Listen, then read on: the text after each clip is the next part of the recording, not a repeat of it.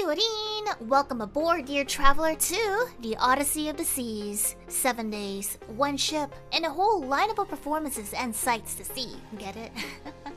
Yeah. As your special little preview, high-flying acrobatics, aerial stunts, futuristic drone shows, laser-lit dance stages, and even a little bit of magic before wrapping it all up with a visit to one of NASA's legendary launch sites. So sit back, relax, and join me in reliving some of my favorite memories. After security clearance, there's a bit of a wait while rooms get prepped for travelers. Most people head straight for the buffets or the pool, but I got distracted by this cute holiday display. You cannot eat these, or so it claims. It's just for show, meant to be admired while I try to dodge people in frame so I don't have to blur 50 faces. It wasn't just gingerbread either. There were all sorts of cookie-looking houses, festive toy kits mashed together, plus little diorama trees and train sets scattered all over. Room tour. The cabins are a decent size. Mine didn't come with a window though, so I completely lost track of time and slept in most days. There's plenty of closet and wardrobe space, fancy wooden hangers included, and possibly an unwanted guest if you're not careful. The bed was super comfy, the pillows were nice and chubby, and the blanket was extra fluffy. Way nicer than my bed at home, to be honest. Behind the wardrobe doors, you'll find a fridge, hairdryer, daily itinerary, and just shelf space if you're the type to actually unpack. I'm not. I just open my suitcase like it's a treasure chest and hunt for loot. The bathroom. Spacious shower, sanitary disposal bags, traveler-size soap, shampoo, conditioner, fancy schmancy glass cups, and extra amenities. Overall, the bathroom was roomier than I expected. So yeah, that's my home base for 7 days. After unpacking, there's not a whole lot to do while you're out at sea unless you're into ship activities. They've got things like rock climbing, dance classes, game nights, spa treatments, and fitness appointments. Oh, and they offer wellness consultations. You can book skin assessments and body composition scans with actual specialists. I ended up booking a massage through it, which I'll talk about later. For the first 2 days, I mostly just wandered around to see what the ship had going on. Ooh, cheers!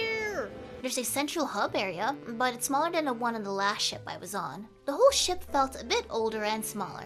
There were a few shopping spots, but nothing huge. A pub, 2 lounges, some merch stores, and a mix of luxury shops selling perfumes, watches, and jewelry. There were also smaller stalls with more affordable jewelry and the usual souvenir stuff. And you know, there's like gambling, casinos, for gacha addicts. But yeah, my favorite rooms for the entire ship.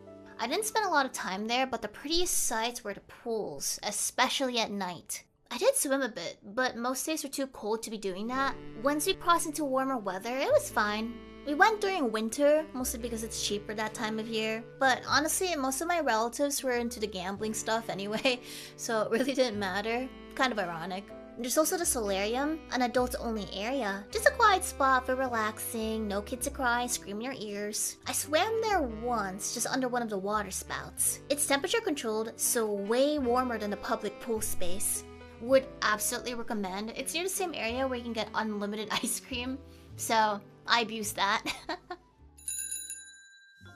Most of my time on the ship was spent searching for little ducklings. There's a fun tradition on this cruise line where passengers hide rubber duck toys in random nooks and crannies. If you find one, you get to keep it. Basically a ship-wide duck hunt. I spent each day combing each floor to try my luck, and since I was competing with so many passengers, it was pretty tough to find them. But I managed. Along the way, I got to see some really creative door decor. There was a meme cat door, tropical and sea-themed setups, this funny one by some old people. I'm kidding. My favorite door. Look how nice of them. What else do they have? And of course, Christmas lights and stockings for some holiday cheer.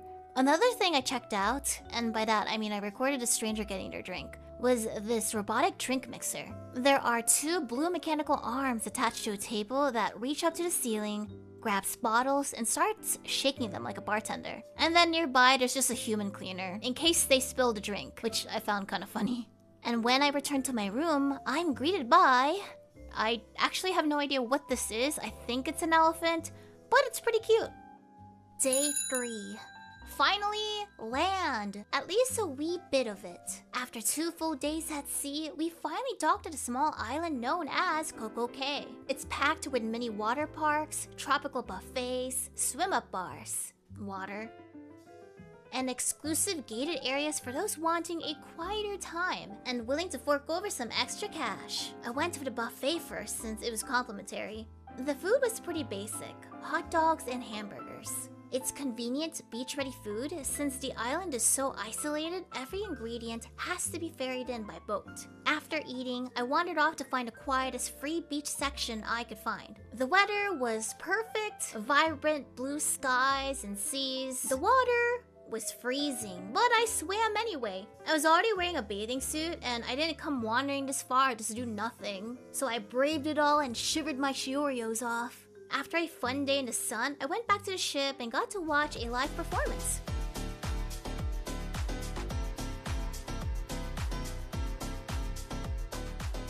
The next 2 days were spent stuck out at sea.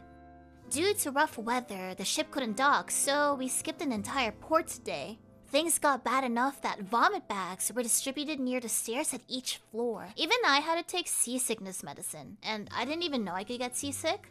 Once the ocean finally calmed down, I booked myself a massage to relax. This was my first ever massage, and I wasn't sure what to expect. So you lie face down on a padded table, there's a towel draped over your back, and they play this low ambient music around the room. The lights were dim, and they give you an option of what type of scent you want in the air, and I chose a full body massage, which covers everything from my lower legs and thighs to my back and shoulders. You get about an hour in the room, and after the massage, they give you recommendations on which part of the body you should work on. For example, they told me that I could get this type of oil for this area and you should try to massage it more. And I'm like, yeah, I'm never gonna see this again. After the massage, aboard the ship are several specialty restaurants, and Izumi was a hibachi spot we'd pass by constantly on the way to the pool deck. For those who don't know, hibachi restaurants are dine-in areas where the chef cooks right in front of you. It's an interactive experience, maybe a little chaotic since they might toss a shrimp or egg your way, and if your reflexes aren't that great, it might be a bit daunting. The chef was pretty fun. He'd flip an egg into the air with a spatula without cracking it, roll it across his hat, and then he would juggle these spatulas. The food was solid, nice and savory. I'd say overall, it's an entertaining experience. But if you're someone who prefers quieter meals, this would not be the place for you. But if you have children or enjoy a bit of excitement, it might be worth to give it a try. Just not aboard a cruise ship. Especially a restaurant like this was not cheap here. For a family of this size, you're probably looking at $600 for a full meal and show. So yeah, just to let you know. Ever heard of NASA? It's America's main research agency, dedicated to exploring space and everything beyond the stars. In the gator-infested wetlands of Florida, NASA operates one of its major field centers, the Kennedy Space Center, which serves as their primary launch site. When you first walk in, you'll see space-themed trash cans and ticket booths, which I found kind of cute. Inside, you'll find historical exhibits, short documentary clips, and replicas or real artifacts from past space missions. In the Apollo Saturn V Center, you can get a front row seat into a recreated launch control room. From here, you can experience what it was like for operators to prepare for takeoff. It comes complete with, I think, original equipment, countdown clocks, and a dramatic presentation that simulates a launch.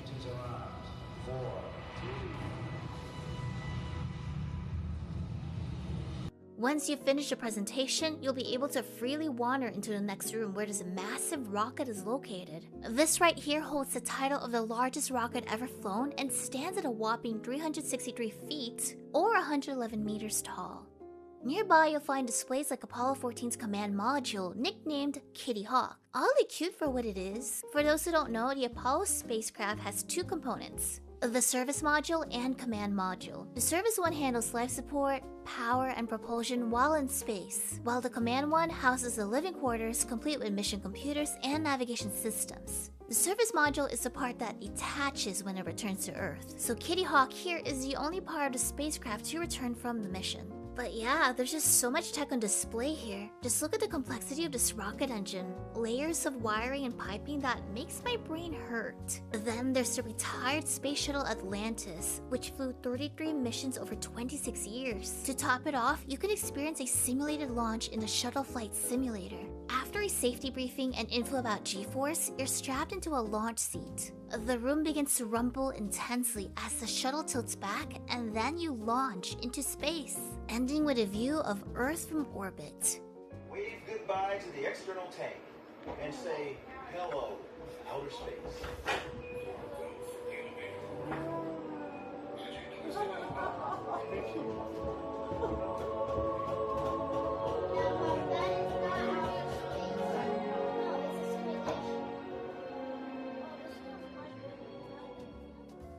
And that was the peak experience of my cruise ship vacation.